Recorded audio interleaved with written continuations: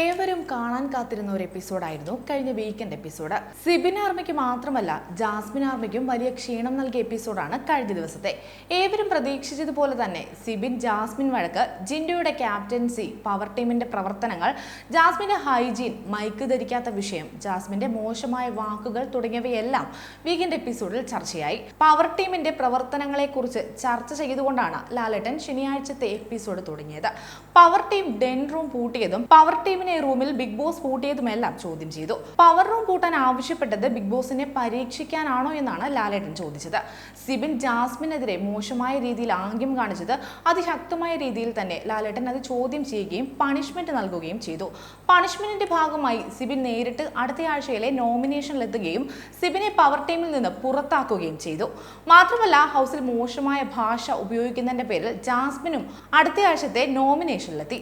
എന്നാലും കൊടുത്ത ശിക്ഷ അല്പം കുറഞ്ഞു പോയോ എന്നതാണ് പുറത്തെ ചർച്ച. ഏതായാലും കഴിഞ്ഞ വീക്കെൻഡ് എപ്പിസോഡ് കൊണ്ട് ഗുണം ചെയ്തത് നോറയ്ക്കാണ്.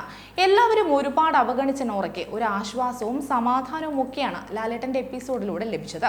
അത് നോറയുടെ മുഖത്ത് തന്നെ കാണാമായിരുന്നു. കഴിഞ്ഞ ദിവസം നോറ ഉറങ്ങിയതിന് കിലുക്കത്തിലെ രേവതിയായി അഭിനയിക്കാനായിരുന്നു നോറയ്ക്ക് പവർ ടീം നൽകിയ പണിഷ്മെന്റ്. തനിക്ക് മറ്റുള്ളവരോടായി പറയാനുള്ളത് കിലുക്കത്തിലെ നന്ദിനിക്കുട്ടിയായി അഭിനയിച്ചുകൊണ്ട് നോറ അത് വളരെ രസകരമായി മുതലെടുത്തു. എന്നാൽ പല കാര്യങ്ങളും തുറന്നു പറയാൻ പവർ ടീം അംഗങ്ങളായ ശരണ്യയും സിബിനും നോറയെ സമ്മതിച്ചിരുന്നില്ല. എന്നാൽ വീക്കെൻഡ് എപ്പിസോഡിൽ അക്കാര്യം ശരണ്യയോട് ലാലേട്ടൻ ചോദ്യം ചെയ്യുകയും അന്ന് പറയാൻ കഴിയാതെ പോയ കാര്യങ്ങൾ പറയാൻ നോറയ്ക്ക് ലാലേട്ടൻ അവസരം നൽകുകയും ചെയ്തു. ആ അവസരം നന്നായി മുതലെടുത്ത് നോറ പകരം വീട്ടി. പിന്നീടുള്ളത് എവിക്ഷനാണ്. 6ാം ആഴ്ചയിൽ ഇത്തവണ എവിക്ഷൻ പ്രോസസ്സിലൂടെ പുറത്തായിരിക്കുന്നത് ജാൻമണിയാണ്. വളരെ വൈകാരികമായിട്ടുള്ള രംഗങ്ങളായിരുന്നു ജാൻമണിയുടെ പുറത്താകലിലൂടെ കണ്ടത്. തന്നെ പറഞ്ഞു വിടരുതെന്ന് പുറത്തിറങ്ങിയിട്ടും ലാലേട്ടനോട് കരഞ്ഞു പറയുന്നുണ്ടായിരുന്നു ജാൻമണി. അതേസമയം പലപ്പോഴും ജാൻമണിക്ക് വിനയായത് ജാൻമണിയുടെ നാവ് തന്നെയാണ്. ആദ്യം നല്ല എന്റർടൈനറായി നിന്ന ജാൻമണി പിന്നീട് വളരെ വയലന്റായാണ് ഹൗസിൽ നിന്നത്. ജാൻമണിയുടെ ശാപവാക്കുകളും ജെൻഡർ കാർഡ് ഇറുക്കലുമെല്ലാം ജാൻമണിയെ നെഗറ്റീവായി ബാധിച്ചു. ജാൻമണിയുടെ എവിക്ഷൻ ഏറ്റവും കൂടുതൽ ബാധിച്ചത് ജിൻഡോയാണ്.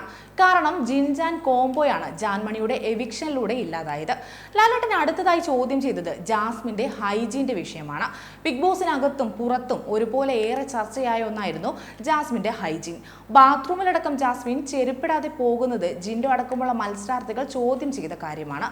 എന്തുകൊണ്ട് ജാസ്മിൻ ചെരുപ്പിടുന്നില്ല എന്ന ചോദ്യത്തിന് തനിക്ക് കംഫർട്ടബിൾ അതാണെന്നായിരുന്നു ജാസ്മിൻ നൽകിയ മറുപടി. എന്നാൽ അതിവിടെ പറ്റില്ല എന്നാണ് ലാലേട്ടൻ ജാസ്മിനോട് പറഞ്ഞത്. പറയുക മാത്രമല്ല, ഒരു ചെരുപ്പും ജാസ്മിന് നൽകുന്നുണ്ട്. എന്നാൽ ജാസ്മിൻ മാത്രമല്ല, ഗബ്രി, നോറ തുടങ്ങിയവരും ഹൗസിൽ ചെരുപ്പിടാതെ തന്നെയാണ് നടക്കുന്നത്.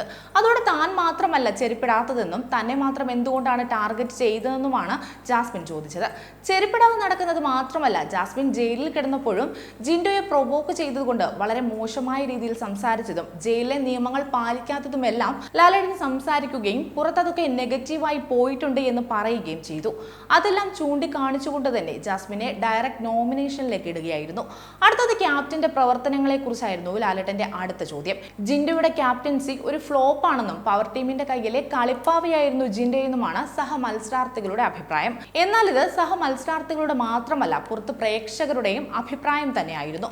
പവർ ടീം അല്ലെങ്കിൽ സിബിൻ കീ കൊടുത്ത പാവയായിരുന്നു ജിൻഡോ എന്ന ക്യാപ്റ്റൻ.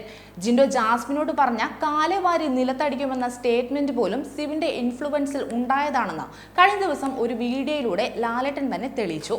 വൈൽഡ് കാർഡായി എത്തിയ സിബിൻ ഹൗസിലും മത്സരാർത്ഥികളിലും വലിയ രീതിയിൽ സ്വാധീനം ചെലുത്തിയതിന് ഉദാഹരണമാണ് ഇതൊക്കെ.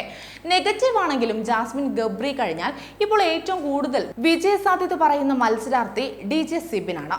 മാത്രമല്ല, സിബിൻ വന്നതോടെ സിബിനെ ചുറ്റിപ്പറ്റി നിന്ന് ഗെയിം കളിക്കുന്ന ചില മത്സരാർത്ഥികളും ഇപ്പോൾ ഹൗസിനുള്ളിലുണ്ട്. ഉദാഹരണം ശരണ്യ, ഋഷി തുടങ്ങിയവർ. പവർ ടീമിലാണെങ്കിലും സിബിന്റെ വാലായിട്ടാണ് ഇവർ ഹൗസിൽ നിൽക്കുന്നത്. ശരണ്യയോട് അത് ജാസ്മിൻ കഴിഞ്ഞ വീക്കെൻഡ് എപ്പിസോഡിൽ തുറന്നു പറയുകയും ചെയ്യുന്നുണ്ട്. തെറ്റിദ്ധാരണ പരത്തുന്ന ഒരു കൂട്ടം ആൾക്കാർക്കിടയിലാണ് ശരണ്യ ഉള്ളതെന്നും അത് മാറ്റി സ്വന്തമായിട്ട് മുന്നോട്ട് വരണമെന്നും ജാസ്മിൻ ശരണ്യയോട് പറയുന്നുണ്ട്. ഏതായാലും ഇപ്പോൾ പവർ ടീമിൽ നിന്നും പുറത്താക്കപ്പെട്ടതോടെ സിബിൻ ആകെ തകർന്നിരിക്കുകയാണ്. പുറത്ത് പ്രേക്ഷകർ തന്നെക്കുറിച്ച് എന്ത് വിചാരിക്കുമെന്ന ഒരു ഭയം നിലവിൽ സിബിനുണ്ട്.